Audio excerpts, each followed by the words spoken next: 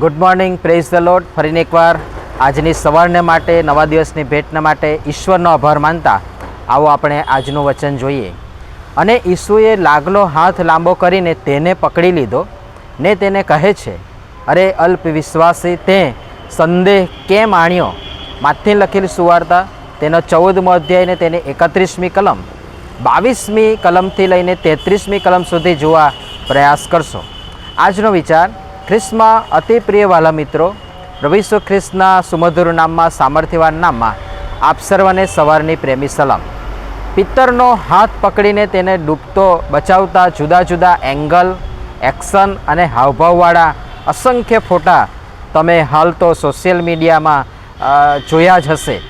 અને સૌથી વધારે કદાચ જો કોઈક પ્રસંગને પ્રદર્શિત કરતા ફોટા તમને જોવા મળશે તો એ આ પિત્તરને પ્રભુ ઈસુ ખ્રિસ્ત હાથ પકડીને સમુદ્રમાંથી બહાર લાવતા એટલે કે બચાવતા ફોટા તમને વધારે જોવા મળશે.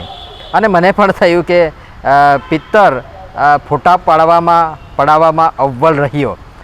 એટલે એ સમયમાં તો આવું બધું કંઈ સિસ્ટમ હતી નહીં, પણ છતાં પણ એ પ્રસંગને ચિત્રણ કરતા ચિત્રકારોએ જે આપણી આગળ એ પ્રસંગને મૂકવાના માટે પ્રયાસ કર્યો છે એના માટે ઈશ્વરનો જ આપણે આભાર માનીએ છીએ. મૂળ વાત પર આવીએ તો શિષ્યો ભર દરિયે હોડીમાં છે, તોફાન આવે છે, તેઓ ભયભીત થયા. ત્યારે પ્રભુએ રાતના ચોથા પહોરે, જુઓ, જ્યારે કોઈ ના આવે, આપણું અંગત પોતાનું પણ કોઈ ના આવે, જેના પર આપણે બહુ ભરોસો કરતા હોય કે અધરાત્રે ને મધરાત્રે ને અડધી રાત્રે જે દોડીને આવે અથવા તો કહીએ કે હું આવીશ, પણ એ સમયે કોઈ ના આવે, એવા સમયે જુઓ પ્રભુએ રાતના ચોથા પહોરે કે જ્યારે કોઈ ના આવે ત્યારે સમુદ્ર પર એટલે કે પાણી પર, જે અસંભવ છે આપણી માણસ જાતની દૃષ્ટિમાં, તો એ અસંભવ અને અશક્ય બાબત કરતાં પ્રભુ ઈસુ ખ્રિસ્ત સમુદ્ર પર એટલે કે પાણી ઉપર ચાલતા આવીને તેમને બચાવે છે. અને સાથે સાથે તેઓના અલ્પ વિશ્વાસને માટે, અલ્પ વિશ્વાસ બદલ તેમને ઠપકાર્યા પણ ખરા, ઠપકો પણ આપે છે.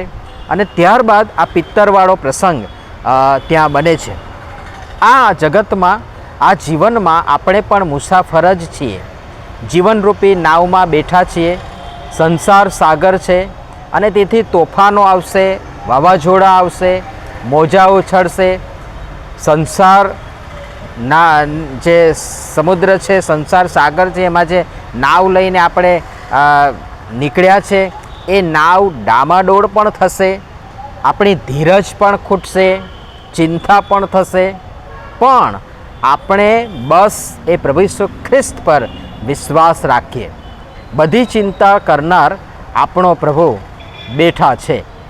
હાલ છાસવારે આવતી વિવિધ કુદરતી આપત્તિઓ, આફતો, જેમ કે ભૂકંપ હોય, આગજની હોય, રેલ હોય, મહામારી હોય અને વાવાઝોડાઓ હોય, એને કારણે લોકો ભયભીત બને છે અને એ સ્વાભાવિક પણ છે. પણ ભયભીત થયા વગર સાવચેતી રાખીએ, તકેદારી રાખીએ અને પવન, પાણી, અગ્નિ, તોફાન, આ